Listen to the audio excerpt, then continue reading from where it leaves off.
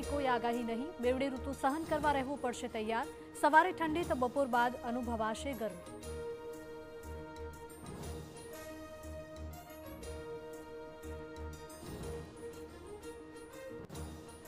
રાજ્યમાં ટેકાના ભાવે ખરીદી કરવાનો નિર્ણય।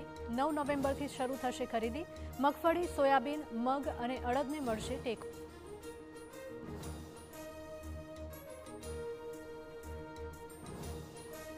ત્રણ દિવસે મળી આવ્યા જૂનાગઢના ભારતીય આશ્રમના લઘુ મહંત। જંગલ વિસ્તારમાંથી પોલીસે મહાદેવ ભારતીને શોધ્યા।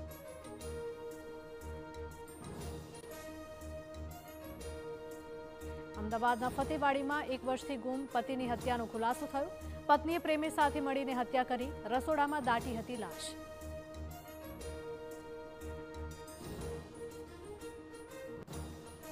હરિયાણામાં 25 લાખ વોટ ચોરીનો રાહુલ ગાંધીનો આરોપ। 5 લોકોને સ્ટેજ પર બોલાવ્યા। કહ્યું કે હરિયાણા જેવું બિહારમાં થશે।